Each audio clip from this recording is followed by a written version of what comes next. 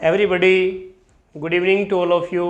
मैं आचार्य दीपक आप सबका यूट्यूब चैनल पर अभिनंदन करता हूं और आज हम करने वाले हैं बेहतरीन 11 प्रश्न जो आपको सफलता दिला सकते हैं। तो HSSC हरियाणा पुलिस का भी पेपर है और धड़ाधड़ 11 प्रश्न हम करेंगे। पहला प्रश्न अपना है स्क्रीन पर, ह का उच्चारण स्थान बताएं। ह का उच्चारण स्थान बताएं। ए तालु, बी मूर्धा, सी कंठ, डी नासिका। है का उच्चारण स्थान बताना है, जल्दी बताइए। शाबाश, रुद्राक्ष ने सही बताया। मुकेश आपने सही बताया। अनिल कुमार आपने भी सही बताया। शाबाश, वेरी गुड, बहुत अच्छे, बढ़िया परफॉर्मेंस। है का उच्चारण स्थान बताएं। तो मैंने आपको लिखवाया हुआ है, अकु है विसर्ग कंठ। अकु है विसर्ग कंठ। अ और कु का मतलब कवर्ग, क ख ग घ ङ, और है और विसर्ग, इनका उच्चारण स्थान क्या होगा? कंठ होगा। क्या होगा? कंठ होगा। Question number 2, Padmaavat. पद्मावत किसकी रचना है? पद्मावत किसकी रचना है? ए Mahesh, B Malik Mohammad Jayasi, C Gananand, D Harivansh Rai Bachchan. 4 option है आपके सामने। पद्मावत किसकी रचना है? पद्मावत किसकी रचना है? Option A Mahesh, B Malik Mohammad Jayasi, C Gananand, D Harivansh Rai Bachchan. जल्दी करिए, आपका समय शुरू होता है। केवल 15 सेकंड का समय है। हाँ, सुनीता, अनीता, लवकुश, प्रेम, अनिल, शाबाश, बहुत बढ़िया, आप जुड़े हैं हमारे से। तो इसको पद्मावत किसकी रचना है जल्दी से बताइए। वेरी गुड, शाबाश। इसका ऑप्शन आएगा बी। क्या आएगा? बी मलिक मोहम्मद जायसी। पद्मावत किसने लिखी? मलिक मोहम्मद जायसी ने। अगला प्रश्न है संधि से। साधु प्लस आगमन, संधि करें। साधु प्लस आगमन, संधि करें। ए ऑप्शन साधु आगमन, बी ऑप्शन साध्वागमन, सी ऑप्शन साधुगमन, डी ऑप्शन साध्वोगमन।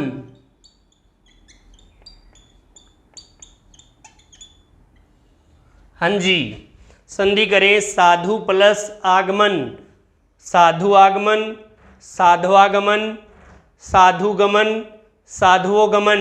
शाबाश, बहुत इंपॉर्टेंट है, ऐसा पेपर में आता है, ध्यान करिए। निखिलेश, सतीश, राजेश सब जुड़े हुए हैं हमारे से। जल्दी बताइए कौन सा ऑप्शन आएगा इसमें। हाँ, कई विद्यार्थी बोल रहे हैं साधु आगमन। सुधार करें, आपका समय सीमा पूरा होता है। आपका ऑप्शन आएगा बी। बी क्यों आएगा? क्योंकि ये यण संधि है। कौन सी संधि है? यण संधि। यण संधि में जो ऊ है उसको क्या हो जाता है? ऊ को वह हो जाता है। ऊ को क्या हो जाता है? वह हो जाता है जब स्वर परे हो। ठीक है, ये संधि आपको करवाई हुई है विवेकानंद गुरुकुल यूट्यूब चैनल के ऊपर। आप जाकर के प्ले लिस्ट में आचार्य दीपक से पढ़ सकते हैं। तो साधु प्लस आगमन, ऊ को वह हो गया तो साधवागमन हो जाएगा। ऑप्शन आएगा इसका बी। क्या आएगा? बी। नेक्स्ट, 3 प्रश्न हो चुके हैं हमारे। चौथा प्रश्न देखिए आप, बहुत ही इंपॉर्टेंट प्रश्न है। शाबाश, बहुत बढ़िया। हाँ जी, चौथा प्रश्न है अपना समास से संबंधित। देखते हैं समास किस किस को आते हैं। धीरे धीरे में समास बताएं। धीरे धीरे में समास बताएं। ऑप्शन ए अव्ययी भाव, ऑप्शन बी द्वंद्व, ऑप्शन सी बहुव्रीहि, ऑप्शन डी तत्पुरुष। 4 ऑप्शन है आपके सामने। धीरे धीरे में समास बताएं, सोच करके बताना है अच्छे से। क्या होगा? धीरे धीरे में समास बताएं। ऑप्शन ए अव्ययी भाव, ऑप्शन बी द्वंद्व, ऑप्शन सी बहुव्रीहि, ऑप्शन डी तत्पुरुष। समास किस किस को आते हैं? शाबाश, बहुत बढ़िया। रुद्राक्ष की बढ़िया गुड परफॉर्मेंस। प्रमोद ने बहुत अच्छा बताया। अलका बहुत बढ़िया। जतिन बहुत बढ़िया। हाँ, तो धीरे धीरे में कौन सा समास होगा? अब कई बच्चे लिख रहे हैं द्वंद्व, कि धीरे धीरे दोनों शब्द, दोनों की प्रधानता है, दोनों की प्रधानता है। लेकिन क्या होता है बेटा, धीरे धीरे जब एक शब्द का 2 बार, एक शब्द 2 बार आ जाए और बीच में ये जो आपको निशान दिखाई दे रहा है, ऐसा निशान मिले आपको, तो क्या होगा? क्या होगा? अव्ययी भाव समास। क्या होगा? अव्ययी भाव समास। तो धीरे धीरे में कौन सा समास होगा? अव्ययी भाव समास में क्या होता है बेटे? पहला पद प्रधान रहता है, यथा, उप, इस प्रकार के उपसर्ग शब्द भी मिलेंगे आपको, और उसके बाद 2 शब्द एक जैसे और बीच में जो हाइफन का निशान है वो मिले, तो धीरे धीरे में क्या हो जाएगा? अव्ययी भाव समास। अगला प्रश्न करते हैं हम प्रत्यय से संबंधित। कतरनी शब्द में प्रत्यय बताएं। कतरनी शब्द में प्रत्यय बताएं। अब प्रत्यय क्या होता है? प्रत्यय होता है बेटे जो अंत में आता है। और उपसर्ग क्या होता है? उपसर्ग होता है, उपसर्ग होता है जो शुरू में लगता है, प्रारंभ में लगता है। तो कतरनी, कतरनी में प्रत्यय बताएं। ई, इनी, नी और आनी। ए ऑप्शन ई, बी ऑप्शन इनी, सी ऑप्शन नी, डी ऑप्शन आनी। कतरनी शब्द में प्रत्यय बताएं। अब देखो कौन सा ठीक लग रहा है आपको? ई भी लगी हुई है यहाँ, ठीक है, ए हो सकता है, और इनी, इनी तो नहीं होगा, आनी भी नहीं होगा, नी भी यहाँ लग रहा है। तो कौन सा प्रत्यय होगा बेटे? यहाँ होगा नी प्रत्यय। कौन सा प्रत्यय होगा? नी प्रत्यय, यानी option number C. Question number 6। वायु का पर्यायवाची नहीं है। पर्यायवाची में से समानार्थक शब्द वायु का पर्यायवाची नहीं है। ध्यान देंगे, वायु का पर्यायवाची नहीं है। ए ऑप्शन समीर, बी ऑप्शन अनल, सी ऑप्शन अनिल, डी ऑप्शन मारुत। हाँ जी, वायु का पर्यायवाची नहीं है। बेटे नहीं शब्द को आपने देखना है कि वायु का पर्यायवाची नहीं है, वायु का समानार्थी नहीं है। समीर, समीर माने भी वायु होता है। और अनल माने क्या होता है? अनल माने अग्नि होता है, आग होता है। और अनिल माने भी वायु होता है। और मारुत माने भी वायु होता है, क्योंकि आपने सुना होगा हनुमान जी का नाम है मारुति पुत्र। क्या है? मारुति पुत्र यानी वायु पुत्र। तो मारुत भी क्या होता है? वायु होता है। तो यहाँ क्या आएगा बेटे? बी आएगा। क्या आएगा? बी। अनल वायु का पर्यायवाची नहीं है। अगला करते हैं। 7वां प्रश्न अपना बहुत ही बढ़िया है कि अनेक शब्दों के लिए एक शब्द, अनेक शब्दों के लिए एक शब्द, ऐसा प्रश्न पूछा जाता है। प्रश्न नंबर 7, क्वेश्चन नंबर 7, जो अपने आप उत्पन्न हुआ हो, जो अपने आप उत्पन्न हुआ हो, उत्पन्न मतलब है पैदा हुआ हो, उसको क्या कहेंगे? ऑप्शन नंबर 1 सिद्धार्थ, ऑप्शन नंबर बी धुरंधर, ऑप्शन नंबर सी निर्णायक और ऑप्शन नंबर डी स्वयंभू।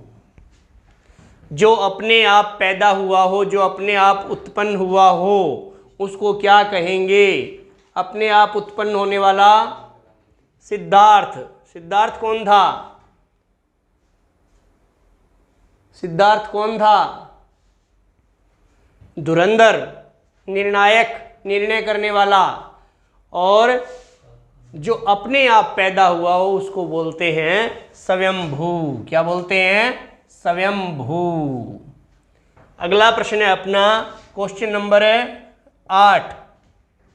रितिका, नितेश, अखिलेश, सौरभ, प्रमोद, राजेश, अलका, मोनिका सब हमारे से जुड़े हुए हैं। जतिन भी जुड़े हुए हैं।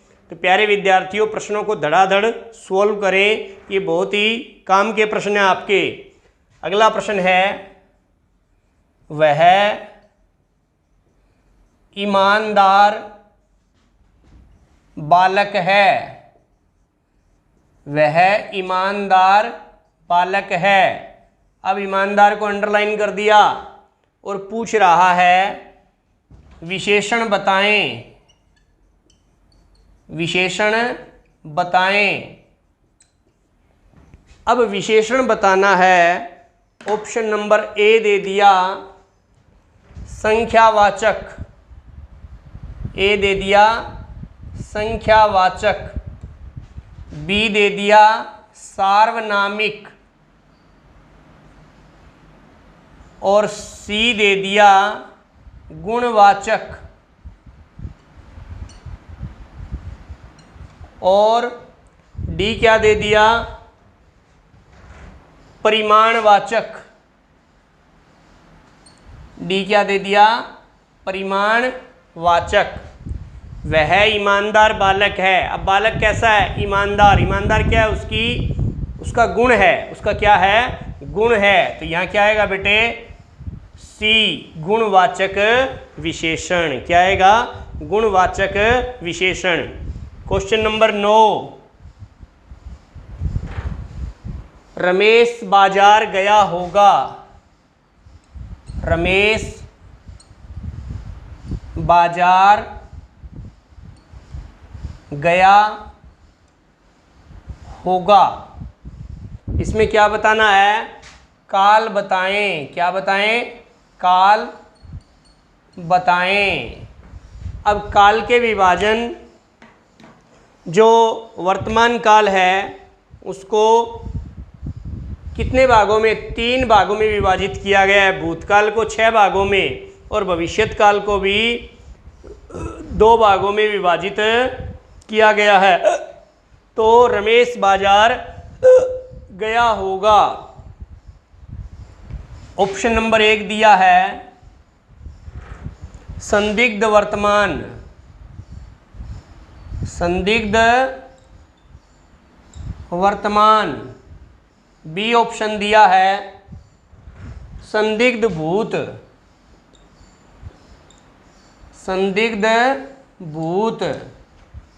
और सी ऑप्शन दिया है सामान्य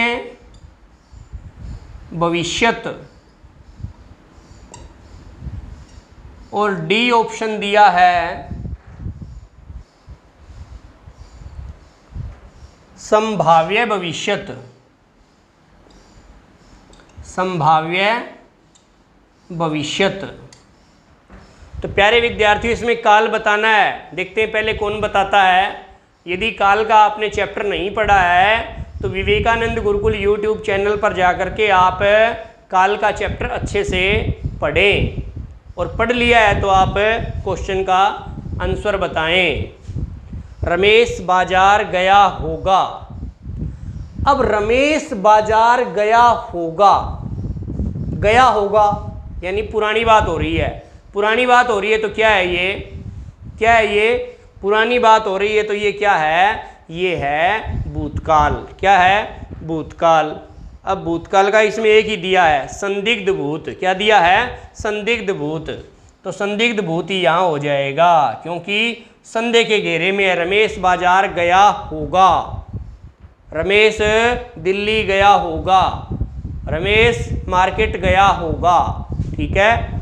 गया यहाँ क्या है? ये भूतकाल। और होगा क्या है? ये संदिग्ध को व्यक्त करता है। ठीक है? अब आप सोचोगे कि संदिग्ध वर्तमान काल क्या होता होगा? संदिग्ध वर्तमान काल, वह रोटी खाता होगा। ता होगा, ती होगी, ते होंगे, ऐसा आ जाए तो वहाँ संदिग्ध वर्तमान काल होता है। और सामान्य भविष्यत, सामान्य भविष्यत बेटे सिंपल सा वाक्य है। राम रोटी खाएगा, राम पानी पिएगा, राम आइसक्रीम खाएगा, राम सैर करने जाएगा, राम दिल्ली जाएगा। ठीक है? ये सामान्य भविष्यत है। और संभाव्य भविष्यत, संभाव्य में संभावना की जाती है। जैसे उत्प्रेक्षा में संभावना रहती है ना, उत्प्रेक्षा अलंकार में, वैसे संभाव्य भविष्यत में क्या है? क्या रहता है? संभाव्य भविष्यत में शायद माली पौधों को पानी दे। शायद माली पौधों को पानी दे। शायद रमेश दिल्ली जाए। हो सकता है विकास पढ़े। हो सकता है विकास पढ़े, भविष्य की बात है। और हो सकता और शायद ये शब्द आपको संभाव्य भविष्यत में मिलेंगे। और रमेश बाजार गया होगा, आ होगा, ई होगी, ए होंगे, तो ऐसे क्या है? ऐसे में आपको संदिग्ध भूतकाल होगा। ठीक है? प्रश्न नंबर 10 करते हैं हम। जुड़े रहिए हमारे साथ, धड़ाधड़ प्रश्न करिए, उत्तर दीजिए आप कमेंट्स करके। यदि आप कमेंट्स करके उत्तर देते हैं तो आप वास्तव में जीनियस हैं। ठीक है? आप गलत भी उत्तर देंगे तो कोई बात नहीं, गलत उत्तर देने से आपका जो सही उत्तर होगा वो ठीक हो जाएगा। ठीक है? हाय वह घायल हो गया। क्वेश्चन नंबर क्या है? 10। हाय वह घायल हो गया। हाय वह घायल हो गया। चिन्ह बताएं। चिन्ह बताएं। अब कई विद्यार्थी हैं, उनको ये पता होता है कि ये कौन सा चिन्ह है, इंग्लिश में पता होता है। ए ऑप्शन उद्धरण चिन्ह, बी कोष्ठक, सी प्रश्नवाचक और डी विस्मय सूचक। हाँ, शाबाश। प्रमोद हमारे से जुड़े हुए हैं और उन्होंने क्वेश्चन का आंसर भी दे दिया है। अलका, आपने भी बहुत बढ़िया जवाब दिया। राजेश, सतीश, कुलदीप, हेमंत, गार्गी, रोहतास, आप भी सही उत्तर दें। शाबाश, बहुत बढ़िया। तो हाय, ये देखो उल्टी आई, ये डंडा लगा के नीचे निशान लगा दिया। खाली डंडा है तो पूर्ण विराम है, और डंडे के नीचे एक टिप्पी बिंदी लगा दी जाती है, तो उसको क्या बोलेंगे बेटे? विस्मय सूचक। इसलिए इसका सही उत्तर क्या होगा? विस्मय सूचक। ऑप्शन नंबर डी आएगा। अगला प्रश्न आपकी स्क्रीन पर आता है।